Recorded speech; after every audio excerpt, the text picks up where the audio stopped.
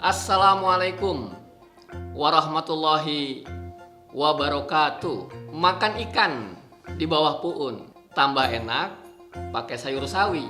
Kita lestarikan budaya pantun karena itu bagian budaya Betawi.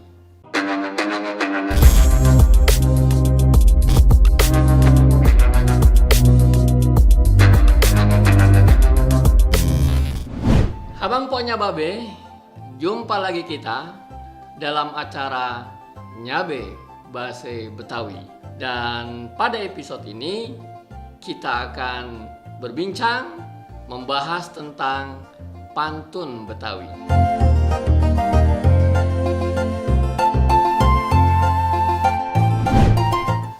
Nah, Abang Poknya Babe, pantun Betawi itu adalah merupakan tradisi lisan masyarakat Betawi, dan tentu kita ingin banyak tahu mengenai pantun Betawi ini.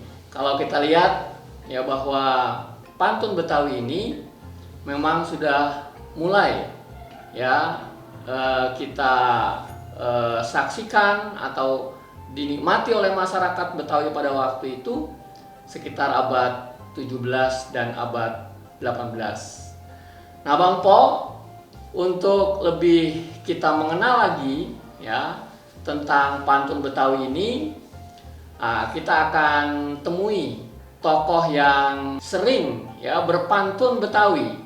Nah, ini tentu akan menarik nanti ya, kita akan banyak tanya tentang pantun Betawi ini. Orangnya udah ada di sebelah Aye ya. Namanya Bang Nasrudin. Ya. Assalamualaikum, Bang Nas. Waalaikumsalam warahmatullahi wabarakatuh. Bang Nas, Ya, kita akan tanya-tanya nih ya tentang pantun. Oleh karenanya saya mohon kesediaannya nih Bang Nas untuk menjelaskan kepada kita semua nih mengenai pantun Betawi. Yang pertama nih Bang, kita mau tanya, coba ceritain ke kita ini bagaimana nih sejarah pantun Betawi itu. baik Bang Tajudin. Untuk sejarah pantun ya, pantun Betawi khususnya, memang sejak dulu orang Betawi itu dominannya berbahasa lisan bukan tertulis. Jadi semua dominannya lisan. Saya ambil contoh saja, setelah bahasa lisan orang mengundang aja datang ke rumah masing-masing. Datang ke rumah, nanti datang ke rumah tolong datang. Lama-kelamaan bahasa tertulis. Setelah tertulis, itu ada tulisannya kapan. Kita ambil contoh ketika orang membawa undangan ke rumah. Assalamualaikum, waalaikumsalam, kan seperti itu. Kemudian kita berikan, itu tidak semua orang terima kasih, tidak begitu. Dia pasti akan menjawab, ini undangan dari siapa? Kapan? Di mana? Pada pertanyaan itu sudah tertuang dalam bahasa tertulis tadi. Inilah yang menandakan bahasa lisan begitu dominan oleh orang-orang Betawi.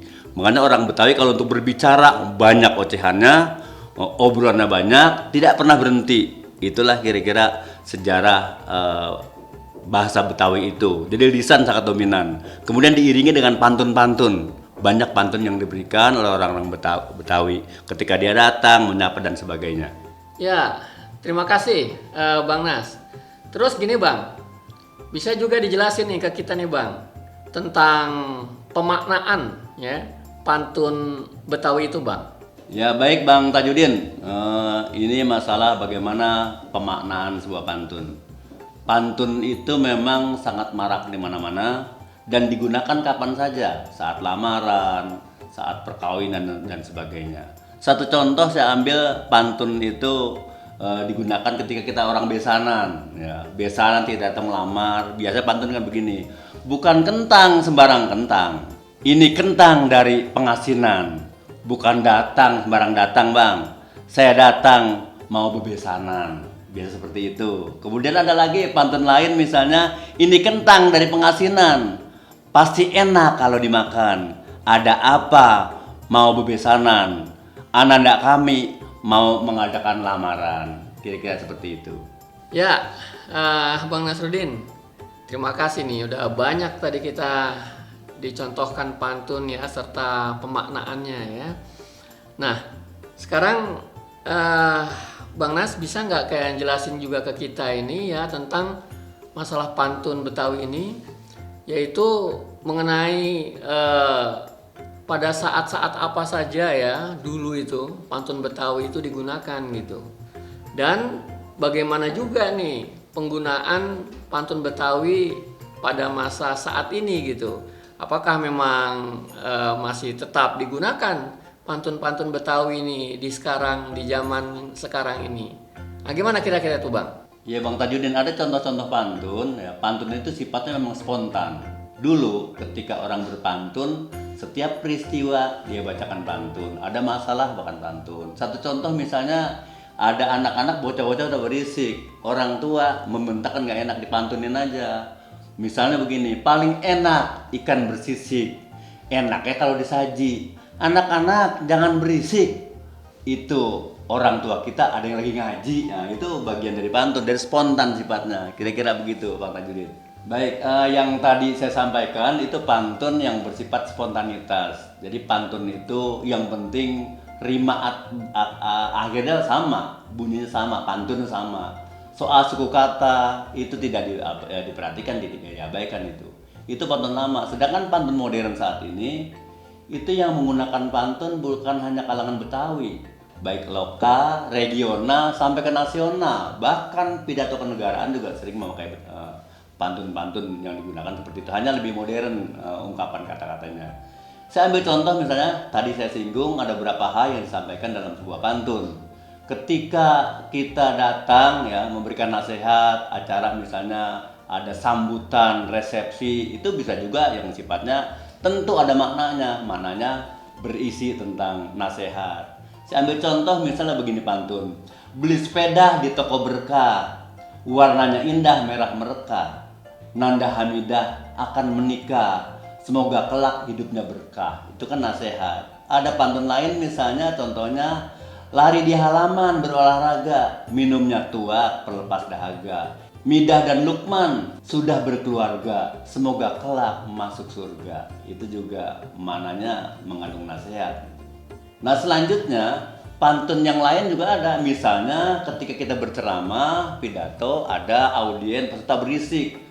Itu tidak mungkin norak ya. Kalau kita anak-anak jangan berisik hadirin, itu norak. Kita pantunkan, insya Allah dia menjadi tenang. Contoh anak berisik, kira-kira apa pantunnya kita gunakan? Sifatnya spontan, bisa kita sampaikan begini. Ke taman mini bersama pacar, nama pacarnya Dewi Persik. Acara ini akan berjalan lancar kalau hadirin tidak berisik. Nah ini juga contoh pantun juga ya. Kemudian kita lanjutkan. Nama pacarnya Dewi Persik, asik nonton di bioskop Misbar. Kalau hadirin masih berisik, ayo aja kita bubar. Nah biasanya kalau pesan seperti itu hadirin tidak blingsatan, tidak ramai-ramai, dia pasti tenang dia. Ini kira-kira pesan-pesan yang disampaikan dalam sebuah pantun seperti itu maknanya. Nah, Abang Po Nyababe, udah kita dengar tadi ya gimana Bang Nasruddin ya cerita tentang pantun Betawi.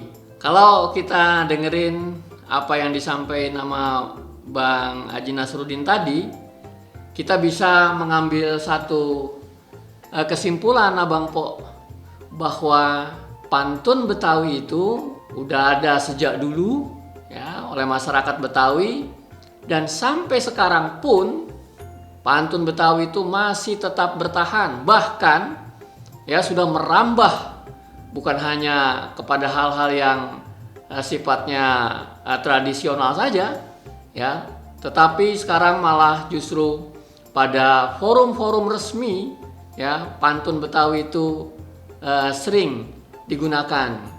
Yaitu tentunya tujuannya adalah untuk bagaimana menyegarkan suasana ya, agar suasana tidak menjadi tegang ya. Jadi forum-forum resmi pun itu sering digunakan. Nah oleh karena itu Abang Po, mari terus kita lestarikan ya budaya pantun Betawi ini, karena ini juga merupakan salah satu kekayaan budaya kita. Nah, Abang Po Nyababe, jangan lupa abis nonton video ini ya, colok deh tanda langganannya dan colok juga tanda sukanya. Abis itu Abang Empo kirim deh ya ke babe ama enyak yang lain. Terima kasih. Wassalamualaikum warahmatullahi wabarakatuh.